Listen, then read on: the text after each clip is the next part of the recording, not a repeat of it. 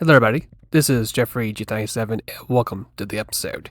In this episode, I'm going to be using a request build, which is going to be the Ferrari Testarossa.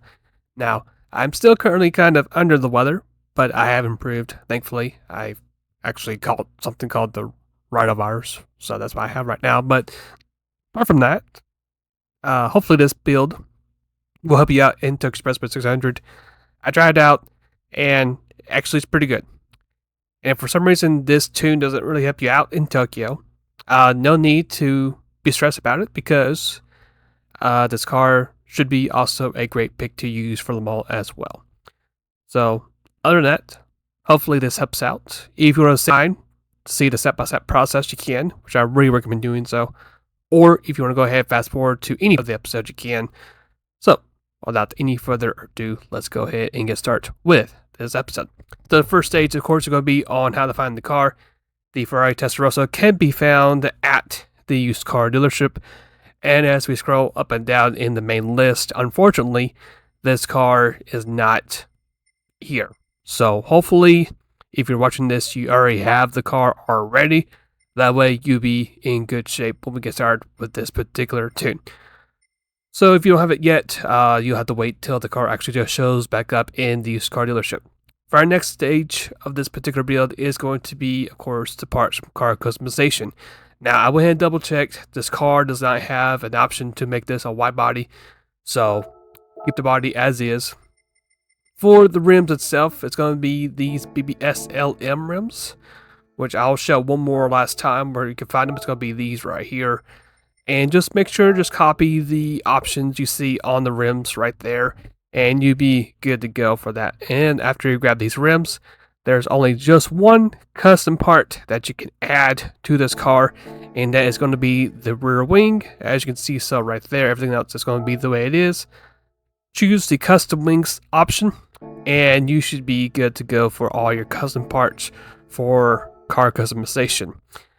With that, for our last stage before we get to the race itself is going to be, of course, the setup build list of what you need for parts for the car. So as you can see here, we got ourselves 4 hard tires for our tire compound, fully customized differential. For the downforce, just make sure you just copy the number on the rear downforce. For power restrictor, make sure you copy that number as well. The fully customized manual transmission, make sure you get that as well. It's the transmission that lowers your performance points. Grab that one from the tuning shop as well. Copy the kilometers number on the screen as well. And that's going to be it for the first part of the list. So it's not going to be too hard to get the right parts there. After that, here's the other parts from the other part of the screen. So just in case if you are missing parts, feel free to pause the episode, go back to the tuning parts shop and see what you're missing or what you need to get for this car. And after you get everything else pretty much copied and pasted, you should be able to be eligible to start this race at Tokyo Express 600. As we get started for this race, this car is going to be very quick and has a really good acceleration off the gate. I mean, this car felt very smooth, very quick. The engine itself is also really good too. I mean, it just kind of reminds me of like a early 90s GT2 Cup car. I mean, very smooth, very quick. And since we got ourselves a lot of parts into this car, it actually does feel like a low-grade race car, if I'm being brutally honest. The car overall felt pretty good, considering it to be a bit older model compared to other models in this race. Now, one thing I would suggest to watch out is the car actually has a tendency to be a little bit on the oversteer side. So just be careful whenever you get back to the power. Otherwise, you're going to get loose and you're going to basically lose control of the car and it'll just spin in circles. Other than that, the car just felt very smooth. I would also recommend if you are a driver that does not yet know how to drive manual transmission, I would recommend also switching to manual transmission as well, because it seems like the car itself seems to be really smooth, especially if you're going around 4th gear through this part of the track. I mean, I did it pretty much the whole race, and the car just had a really good smooth balance between speed and acceleration, and it felt like the car itself was gripping pretty nicely racing in 4th gear. I mean, if you do 3rd gear, I could tell the car also wanted to be a little bit on the tight side since there's no downforce from the front of the car, and also we were having issues earlier too with the not having the clean air because of GTR. Another thing to look out for is braking points. I'll mess around and just totally miss this braking point right here. We're going to give a nice slap to that Subaru, and that is going to pretty much eliminate any chance of us getting that clean race bonus. But I thought, let's just keep going, see what happens, even despite ending any chance of having that CRB at the end. So, as compared to the end of the first lap, it's going to be a decently good lap. Even though we made some mistakes and we actually got held up a little bit there. We're going to be around P3. It's going to be at 219.9, so not too bad. And as you can see, our car is very good on the long straights. We're going to easily secure 2nd place as we begin lap 2.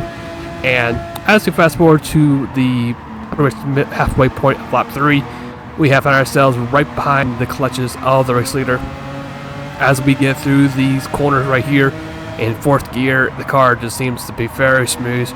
We're going to get ourselves some good runs out of these corners as well. We're going to get ourselves a run on the NSX. We're going to hold just a little bit right there and then make the move on its outside, and we're going to take the lead away from the NSX and just basically run away from everybody else. So let's go ahead now and fast forward to later in the race.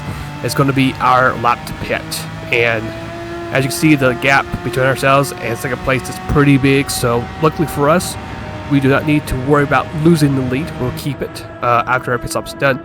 All I'll be doing here is going to be refilling our fuel since the tires are in really, really good shape. I figured there was nothing to be stressed about the tires.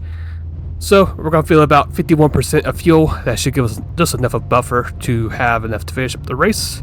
And that's going to be it for our fuel strategy. And as we fast forward to lap 10, it's going to be a hot lap through the race. So I would recommend that you stay behind, watch this hot lap, and then I'll be right back to finish up the rest of this episode.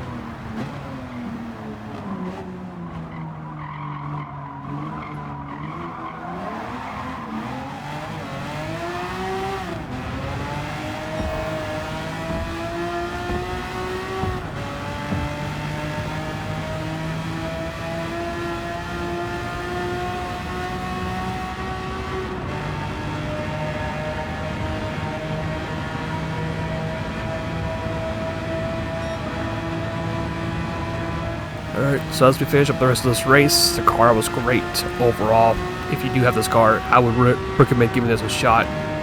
It's going to be a very nice time too. It's going to be a 26:10, so a very decently good race pace as well.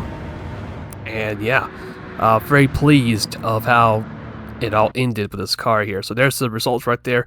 a very huge commanding lead over second place and got ourselves a win. So that's cool, despite not getting the clearance bonus, which is quite unfortunate.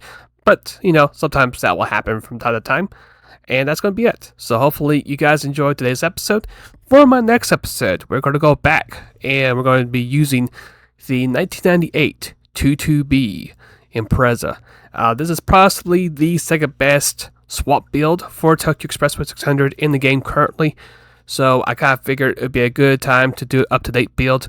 I already did the Type R a couple of weeks back, so I figured it'd be a nice, good time to pretty much do an up-to-date build with this car. And trust me, this build is going to help you a lot to get some credits in GT7 and should really help you a lot to get you that first win at Tokyo Expressway 600. So until then, I'll see you guys later and take care. Thank you again for watching today's episode. Hopefully this particular tune has helped you out in Gran Turismo 7. If there is a particular build you'd like for me to try out or a different race, car class, whatever it is, you're more than welcome to put any suggestions down in the comments below and I'll do my best to do them. So if you guys enjoyed today's episode, why not go ahead and hit the subscribe button as well. It would be very much appreciated. Also, leave a like and share it. If you know somebody personally that is struggling to get a win at Tokyo Expressway 600, then you're more than welcome to share this episode and hopefully it will help them out. Until then, I'll see you guys later and have a great rest of the day or night for it might be, and be safe.